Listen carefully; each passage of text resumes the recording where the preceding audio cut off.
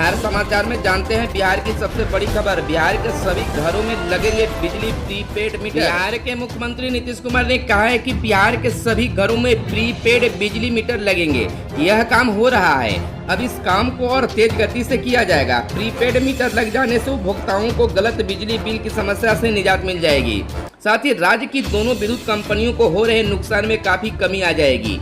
उन्होंने पदाधिकारियों को निर्देश दिया कि ज्यादा से ज्यादा एजेंसियों को इस काम में लगाकर इसे पूरा कराएं।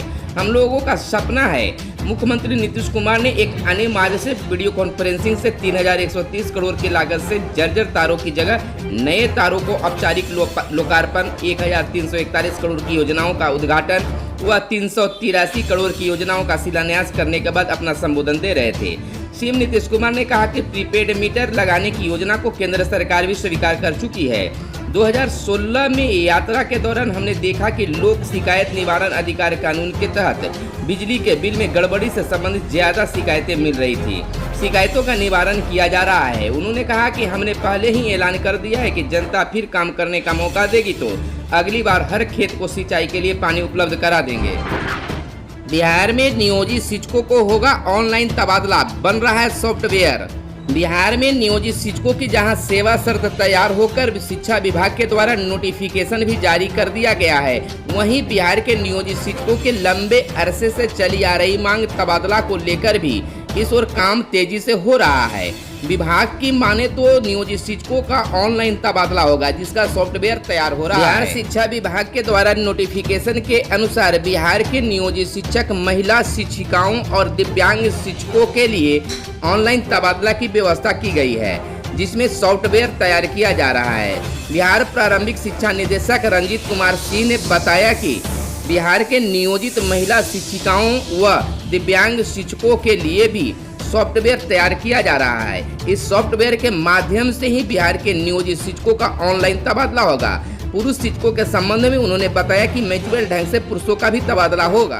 कोरोना को लेकर WHO ने जताई उम्मीद, कहा 2 साल में खत्म हो सकता है कोरोना। 1918 के स्पेनिश फ्लू के तुलना में जल्दी काबू पाया जा सकता है। धरती पर सदियों में एक बार आने वाली वैश्विक संकट बताया। दुनिया में कोरोना महामारी के बढ़ते मामलों के बीच में विश्व स्वास्थ्य संगठन WHO ने उम्मीद जताई है कि आने वाले 2 साल में कोरोना खत्म हो सकता है।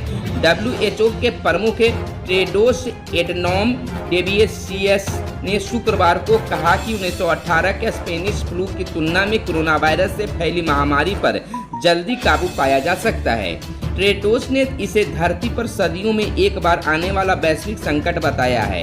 उन्होंने कहा वैश्विक के इस दौर में कोरोना के स्पेनिश फ्लू की तुलना में बेहद तेजी से पूरी दुनिया में फैल गया है, लेकिन आज दुनिया में ऐसी तकनीक है जो इस महामारी से लड़ सकती है। तब ऐसी सुविधाएं नहीं थी। स्पेनिश फ्लू के चलते फरवरी 1918 से अप्रैल 1920 यानी 2 साल से ज़्यादा वक्त में दुनिया भर में करीब 2 करोड़ लोगों की मौत हुई थी। WHO के आपदा प्रमुख डॉक्टर माइकेल रेयान ने भी कहा है कि 1918 के फ्लू की दुनिया में 3 लहरें आई थी। पूरी लहर सबसे ज़्यादा खतरनाक थी। हालांकि ऐसा नहीं लगता कि कोविड-19 भी इसी पैटर्न पर आगे बढ़ेगा। वैसे तो वायरस मौसम के हिसाब से कमजोर पड़ने लगता है, लेकिन कोरोना के मामले में ऐसा नहीं देखा गया है। बिहार निवासी ही बनेंगे राज्य के प्रारंभिक स्कूलों में शिक्षक। बिहार के करीब 72,000 सरकारी प्रारंभिक विद्यालयों में शिक्षक पद पर सिर्फ और सिर्फ बिहार के निवासी ही नियुक्त हो सकेंगे।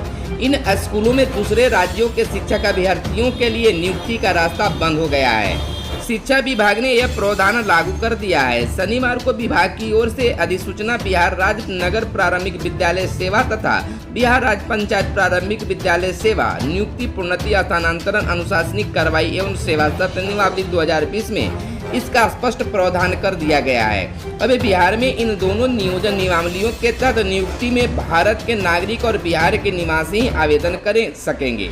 गौरतलब है कि 2006 से राज्य में लागू माध्यमिक एवं उच्च माध्यमिक शिक्षकों के नियोजन में यह व्यवस्था लागू है।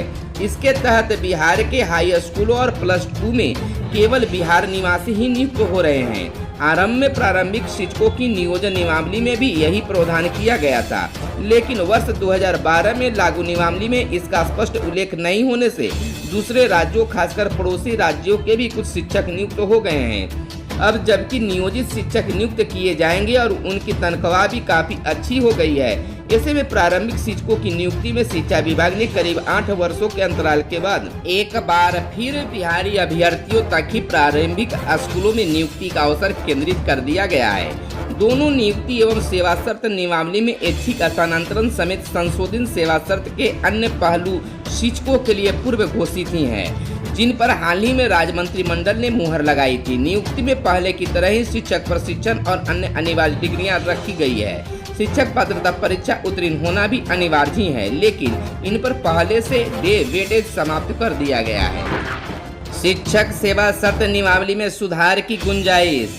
बिहार माध्यमिक शिक्षक संघ राजकीय राज्यकृत प्रोजेक्ट एवं उत्क्रमित माध्यमिक विद्यालयों के शिक्षकों के लिए अधिसूचना सेवा शर्त नियमावली में सुधार की गुंजाइश बताई है।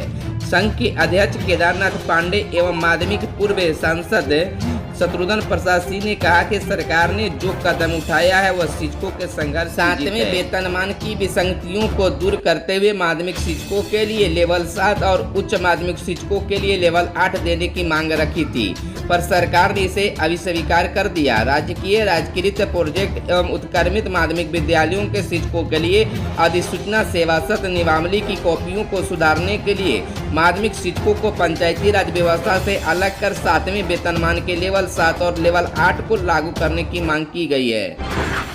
4 वर्षीय बीएड के लिए आवेदन 10 तक। 4 वर्षीय बीएड इंटीग्रेटेड कोर्स के लिए आवेदन 10 सितंबर तक छात्र ऑनलाइन कर सकते हैं। Lalit Narayan Mithila university integrated BEd 4 वर्षीय कोर्स के कॉमन नामांकन परीक्षा का समन्वय कर रही है। यूनिवर्सिटी के वेबसाइट पर नामांकन के लिए आवेदन किया जा सकता है। सरकारी स्कूलों के कक्षा 1 से 10वीं तक का होगा वैकल्पिक कैलेंडर। वैकल्पिक कैलेंडर एचसीईआरटी द्वारा तैयार किया जाएगा। कोरोना काल में शैक्षणिक दबाव विद्यार्थियों पर अधिक नहीं पड़े, इसके लिए अब सरकारी स्कूलों में भी वैकल्पिक शैक्षणिक कैलेंडर जारी किया जाएगा। इससे स्कूल की पढ़ाई का असर बच्चों पर अधिक नहीं होगा। वैकल्पिक कैलेंडर एचसीईआरटी द्वारा तैयार किया जाएगा। 1 से 10वीं तक वैकल्पिक कैलेंडर तैयार होगा। ज्ञात हो कि अभी तक प्राइवेट स्कूलों में ही वैकल्पिक कैलेंडर से कोरोना काल में पढ़ाई हो रही थी, जहां सीबीएसई और आईसीएसई ने 9वीं से 12वीं के सिलेबस को कम कर दिया है। कई चैप्टर हटा लिए गए हैं। वहीं एनसीईआरटी द्वारा 1 से 10वीं तक के लिए वैकल्पिक कैलेंडर तैयार किया गया था। एनसीईआरटी की तहत अब एनसीईआरटी द्वारा सरकारी स्कूल के लिए वैकल्पिक कैलेंडर तैयार किया जाएगा। वैकल्पिक कैलेंडर को 1 महीने में तैयार कर लिया जाएगा। केंद्रीय मंत्री 1 सितंबर को नई शिक्षा नीति पर सवालों को देंगे जवाब। केंद्रीय शिक्षा मंत्री रमेश पोखरियाल निशंक 1 सितंबर को नई शिक्षा नीति पर छात्रों और अभिभावकों के सवालों के जवाब देंगे। शिक्षा मंत्रालय ने छात्रों और अभिभावकों से नई शिक्षा नीति से संबंधित सवाल मंत्रालय को भेजने का आग्रह किया है। ऑनलाइन मंत्री नीति से संबंधित प्रश्नों के जवाब देंगे, साथ ही उससे जुड़ी जानकारियां भी समझाएंगे। मंत्री ने शनिवार को ट्विटर के माध्यम से डेट की घोषणा की। निशंक ने पिछले हफ्ते नई शिक्षा नीति पर छात्रों और अभिभावकों से बात करने और उनकी दिक्कतों को सुलझाने की घोषणा की थी। हालांकि उस समय डेट की घोषणा नहीं की गई थी। बिहार के प्रारंभिक शिक्षकों को 12 साल की सेवा पर प्रोन्नति। पूरे सेवा काल में 2 बार स्थानांतरण। शिक्षक किसी राजनीतिक दल के सदस्य नहीं हो सकते। शिक्षकों को किसी नशा का सेवन नहीं करना है। प्रारंभिक शिक्षकों के लिए सेवा शर्त नियमावली में आचार संहिता को पहली बार जोड़ा गया है। इधर बताते चले कि शिक्षकों को 12 साल सेवा पूरा होने पर प्रोन्नति दी जाएगी। 15,000 रुपये प्रति माह की वेतन दर के हिसाब से ईपीएफ के लिए सरकार आवश्यक अंशदान देगी।